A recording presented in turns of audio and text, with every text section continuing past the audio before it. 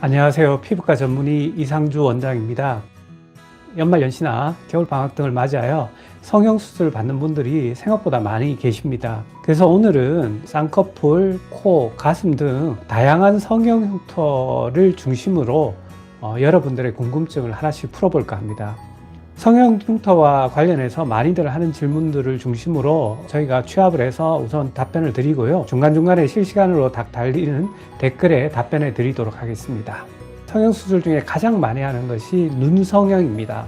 눈은 크게 대표적인 것이 쌍꺼풀 수술과 앞트임, 그리고 요즘은 뒷트임 하고 안검, 하수 때문에 거상술을 하는 경우도 많습니다. 눈은 피부의 다른 부위에 비해서 흉터가 비교적 조금 적게 남는 것으로 알려져 있지만 체질에 따라서 쌍꺼풀 시술 후에 흉터가 남는 경우도 많고요. 특히 매몰법에 비해서 절개법을 사용하는 경우에 그 부위에 흉터가 남는 경우가 많습니다. 쌍꺼풀 수술한 지 일주일 정도 되었고요. 쌍꺼풀 라인이 빨갛고 울퉁불퉁하게 되었는데 흉터로 남을까봐 걱정입니다. 며칠 정도 지나야지 확실히 이게 흉터인지 아닌지 알 수 있을까요? 네, 이분 같은 경우에는 쌍꺼풀 수술을 하고 일주일 정도 지났다고 하는데요. 일주일 정도가 지나면 이게 흉터가 될지 안 될지 확실히 알기는 어렵습니다. 가능하면 흉터 치료는 빨리 해야지만 흉이 적게 남습니다. 따라서 본인 체질이 흉터가 많이 남는 체질이라면 초기에 치료를 시작하는 것이 좀 더 바람직할 것 같습니다. 쌍꺼풀 수술 후에 흉터를 예방할 수 있는 연고가 있을까요?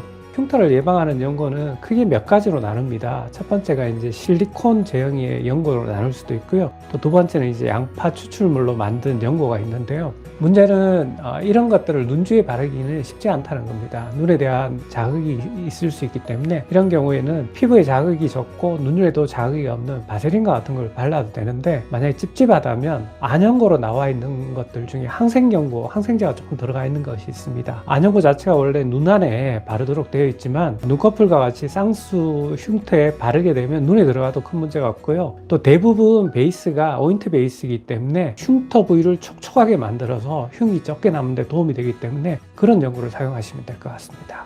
앞트임 수술을 한 지 10일 정도 됐는데요. 눈 밑 아래쪽에 흉이 심해서 레이저 치료를 받고 싶습니다. 언제부터 가능할까요? 가능하면 앞트임 수술과 같이 시술을 하고 나서 실밥을 뽑고 나서 바로 치료를 시작하는 것이 좋습니다. 최소한 수술하고 한 달 정도 내부터 시작하는 게 결과가 더 좋은 것으로 되어 있고요. 딱지 같은 게 있다면 딱지가 좀 떨어지고 나서 바로 시작하는 것이 좋습니다. 어떤 병원에서는 수술 후 한 달 후부터 치료하는 경우도 있고요. 어떤 병원에서는 수술 후 2주부터 치료할 수도 있는데 가능하면 빨리 치료하는 것이 좋은 것으로 되어 있습니다. 다만 한 달 정도 미루는 거는 그 부위에 딱지가 있거나 좀 부어 있거나 이런 경우에는 한 달 이후부터 시술하라는 병원도 있는 것으로 알고 있습니다. 쌍수한 지 1년이 넘었는데 쌍꺼풀 라인이 하얗게 됐어요. 재수술과 레이저 치료 중에 어떤 것이 나을까요?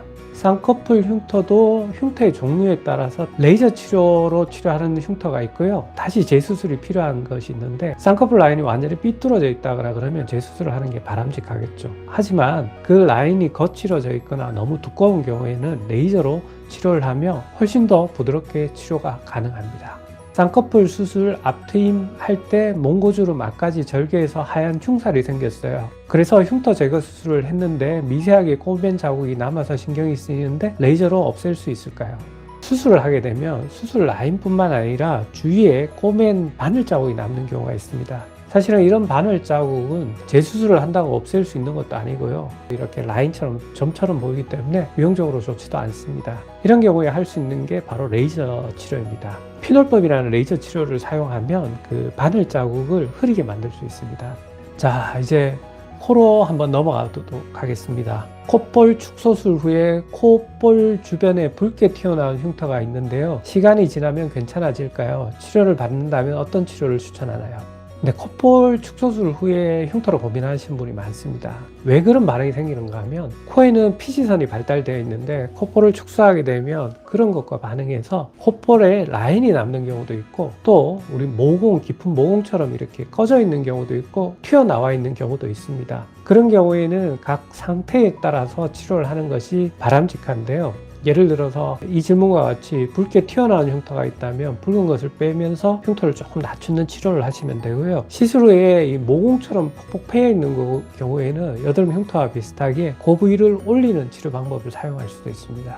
코 성형을 위해서 절제한 부분이 까맣게 선으로 살짝 패였는데 레이저로 치료가 가능할까요? 가능하다면 몇 번이나 받아야 할까요?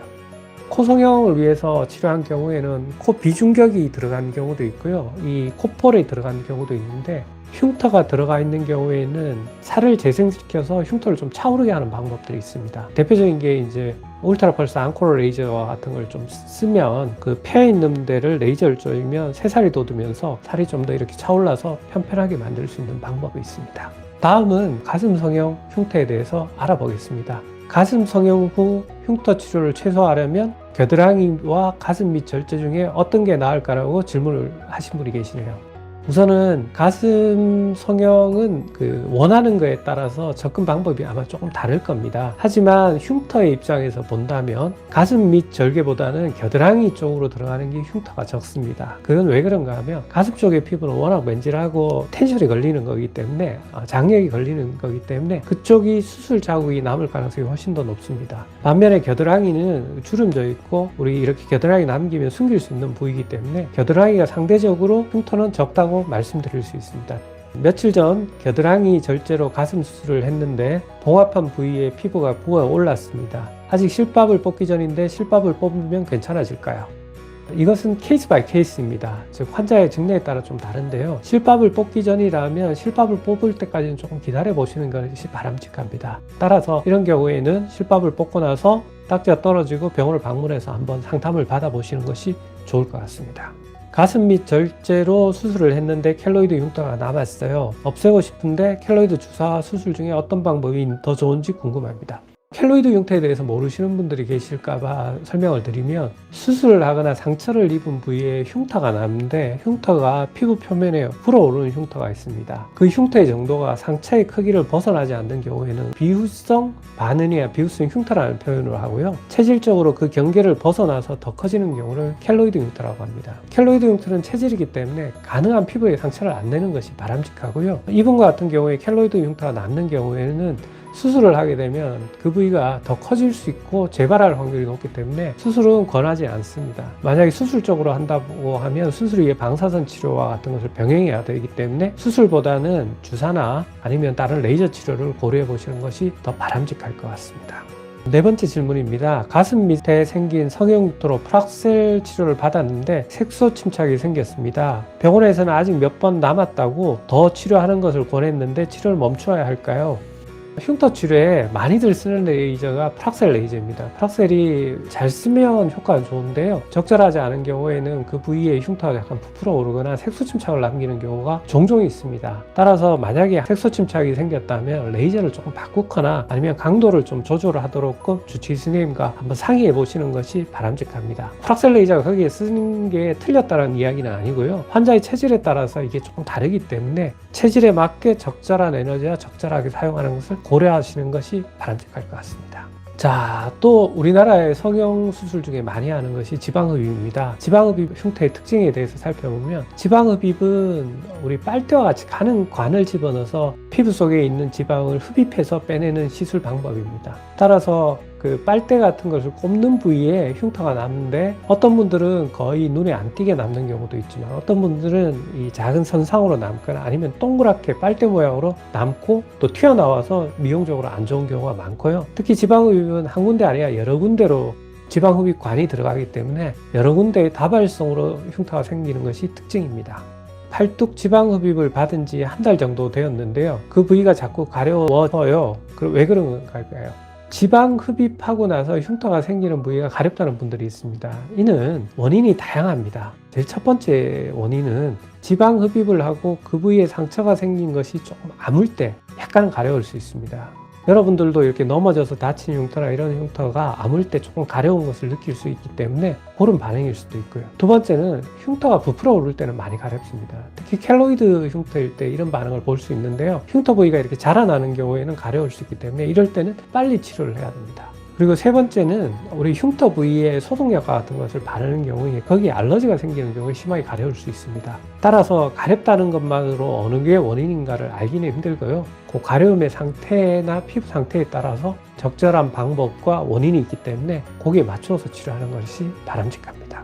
지방흡입 수술 후에 하얗고 튀어나온 흉터가 생겼는데 제거 방법 좀 알려주세요. 지방흡입 수술 후에 이렇게 튀어나온 경우가 많습니다. 처음에는 붉어졌다가 뒤에 가면 하얀색으로 되는 경우가 많은데요. 이런 경우에는 크게는 두 가지 방법이 있습니다. 첫 번째 방법은 수술적인 방법으로 그 부위를 다시 잘라내고 꼬매는 것입니다. 다만 체질에 따라서 그 부위가 이렇게 부풀어 오르시는 분들은 수술을 해도 다시 부풀어 오르는 경우가 많기 때문에 흉터에 따라서 심하지 않다면 수술적인 방법은 별로 권해드리고 싶지 않습니다. 두 번째 할 수 있는 방법은 레이저나 주사 치료를 병행하면 그 흉터를 줄일 수 있습니다. 물론 여러 번 치료해야 된다는 단점은 있지만 부작용도 적고 생활에 지장이 없기 때문에 좀 간편하게 치료할 수 있는 방법이라서 저는 후자의 방법을 권해드리고 있습니다.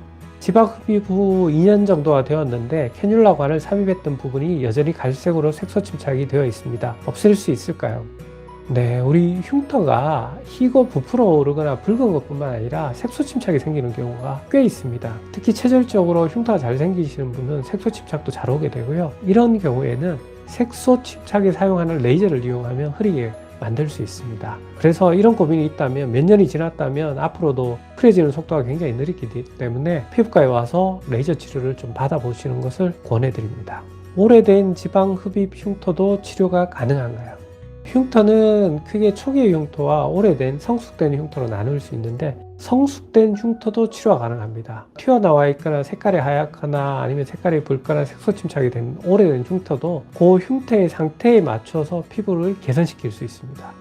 저희의 라이브 방송은 오늘 여기까지 준비를 했고요. 2주 뒤에 또 수요일 이 시간에 여러분들이 궁금해 하시는 점을 모아서 또 질문을 받도록 하겠습니다. 그 시간에도 여러분들이 주제와 관계없이 피부에 관계되는 평소에 다양한 궁금증에 대해서 질문을 주시면 편하게 저희가 답변을 드리도록 하겠습니다. 많은 관심 부탁드립니다. 지금까지 피부과 전문의 이상주였습니다. 감사합니다.